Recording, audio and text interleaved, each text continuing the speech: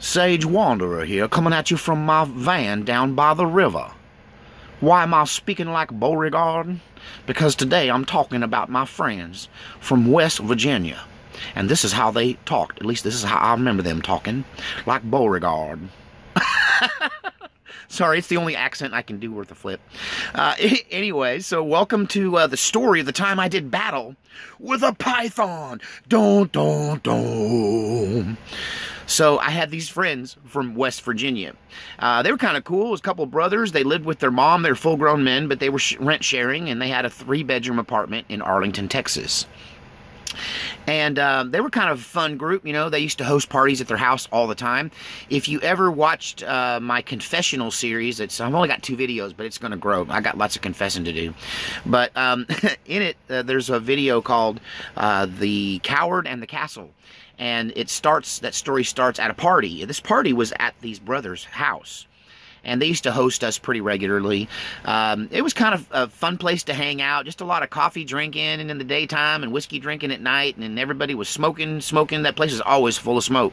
It was one of the few places I could go back then and I could smoke all the cigarettes and doobies I wanted to. And nobody complained about the smoke. So, but anyway, they were kind of interesting place. It was an interesting place to hang out, interesting group. And the brothers kind of shared a car. One of them technically won the car. He won the car by calling in to a radio station. He was the 97th caller for the Eagle, and they gave him some kind of Pontiac Trans Am Screaming Eagle version with an eagle on the hood. And so that was really, it was like a 1983 or 84. It was a really cool car. Might have been an 85, I don't know. But the time this story happened, it was like 85, 86. Well, it spans a few years.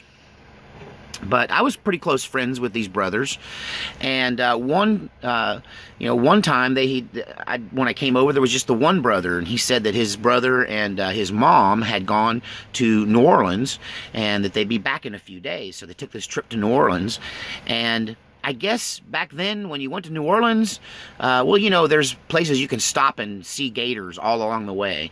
There's places, gator farms, where you can stop and watch them feed the gators. Well, I lived in Canton, Texas, which is East Texas, in Van Zant County, and just right there by the little town of Van, there was a place where you could go and watch them feed the gators. They'd feed them whole chickens.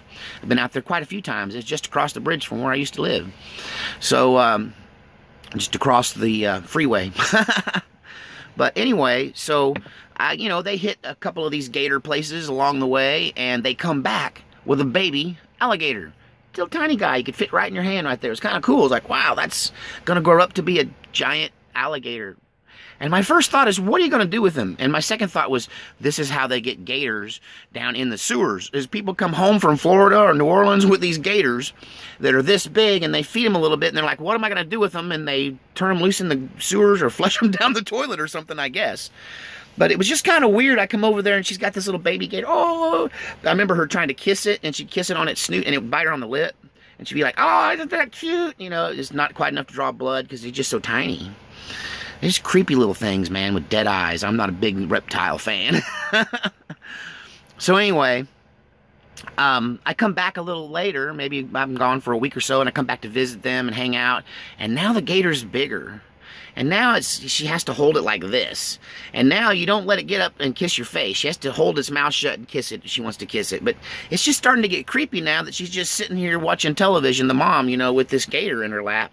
And the thing just gets bigger and bigger, and when it's about like this long, the oldest brother, I come over to visit and knock on the door. Hey, what's up, you guys? You know, oh, come on in, come on in. We're just sitting around and chewing the fat.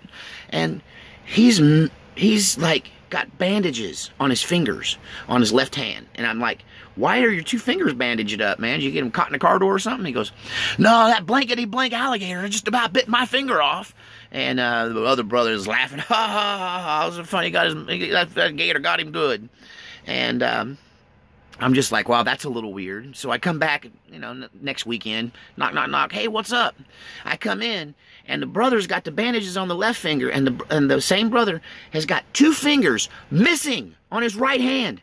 They're just gone. He's like this. He's all up like this with 3 fingers. He can't even smoke a cigarette because he can't get his fingers together.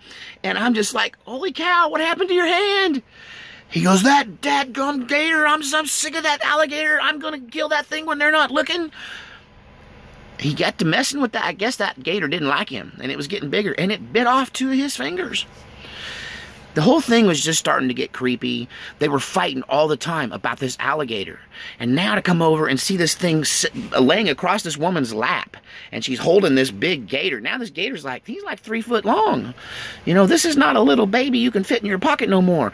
It's like a pit bull with no heart. It's like a Rottweiler without any conscience. So I kind of quit hanging out with Beauregard and his brother and my friends from West Virginia. And life went on, and I got married, moved away, and I guess it'd been about 3 years. And I'm in the Kmart standing in line, and I glance at the person standing behind me, and I'll be darned if it's not Beauregard. And there he is, not the one brother that lost the fingers, but the other brother. The one that liked the gator and got along with the gator. Well, it's been a while since I'd seen a Doobie.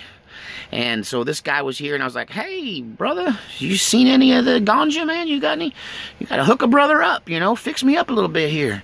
And so he was like, yeah, come on over to the house. We'll drink a beer, we'll smoke one, we'll have a good time. So I'm like, all right, cool. I reconnected with my old friend. He's like, I got a house. It's just around the corner. And so anyway, I don't even know if that accent is correct. It's just the best one I can do. So I go to this guy's house, and it looks like a normal house, you know. I pull up in front, follow him over there. He's got a nice house. They don't live in an apartment anymore. And when he opens the door and I fall in behind him, immediately something is really, really wrong. Like, have you ever walked in and a smell hit you, like right in your face, like boom, brick wall of odor. I just, as soon as they opened the door, all I could smell was rats, mice. This house is rat infested. It sent off every indigenous, tribal alarm bell. This house is not clean. This house is not clean. Vermin alert. And so I didn't say anything, even though the smell of rat urine it would knock you out, you know. And so I'm like, hey, remember that alligator you guys used to have? And he goes, oh yeah, we still got him. We got 2 now, and we got a couple of pythons too. And I'm like, here? And I said, that alligator's got to be, he goes, yeah, he's like 6 foot long now. And I'm like, you're kidding. You have a 6 foot long alligator. And I start looking around. I'm like, are they letting it loose? Is it on the floor? Is it going to bite me? Where's it? It's like a dog loose, but it's an alligator? A 6 foot alligator? So he takes me back to the 3 bedrooms. Of course, the other brother, he moved back to Virginia with his stubby fingers. And he was done with the lizard experiment. But this family, this mother and son, were quite obsessed with reptiles. They seem so normal. I'm sorry, if you like reptiles, that's your thing. They used to call me the Snake Man down in Texas because I had a reputation for snake murdering. I killed more snakes than you can shake a stick at. I always thought a good snake is a dead snake. I'm sorry if you like snakes. I don't hate you. Please don't hate me back, but we're just different people. And so this is a snake guy, and I'm like, I wonder if I want to get high this bad to be in this place. He goes, hey, I'll show you. Check it out. And he takes me back to the 3rd bedroom that's just for the reptiles. And there's, I don't know, a 200-gallon aquarium, quarter full with water and big rocks in it and stuff, and a big tree limb in there. And there's this 6 foot alligator. He barely fits in the tank. And there's another one, his little smaller tank's got his smaller brother in there. And then on the other wall are these big terrariums, and there's 2 rather large pythons, and one of them he claims is over 8 foot long. It's kind of one of them, it's one of them yellow ones. And I believe it was a python and not a boa, because he warned me it has teeth. He told me these have teeth.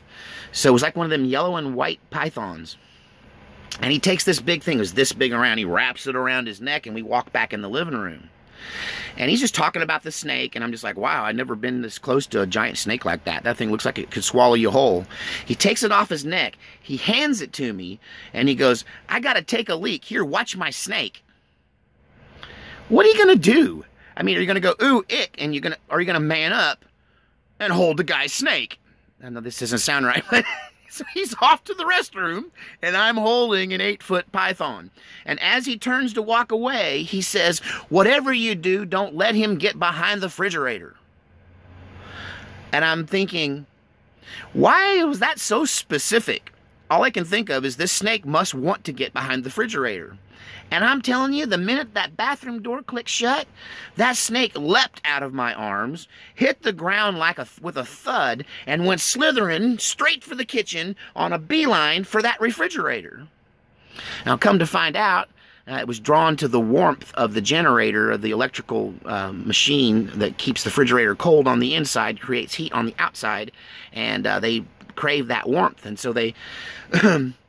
apparently, the last time he got behind there, they had to get a mechanic to take the refrigerator apart to get him off of it. So, this thing's headed for the refrigerator, and I'm thinking, I'm not going to let a snake beat me.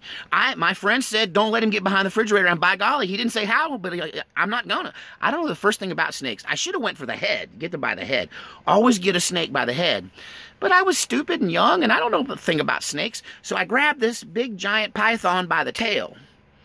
And the thing is, it don't even slow him down. He's one giant muscle, and it pulls me off the couch. Because I mean, I sat down. I'm sitting in the couch when the thing leaps out of my arms, and I just grab it by the tail, and I hook my heels in, and this thing starts dragging me off the couch. Boom! My rear end hits the floor, and it's dragging me across the floor like I'm being pulled by a pickup truck. And I'm just like, all right, I've had enough. So I really dig in like this, and I give that thing a jerk like I'm having a tug-of-war with a 190-pound bodybuilder. I'm pulling on the snake, and he decides he has enough. And he turns around, and he gives me one of these. And it's just like python teeth, python mouth.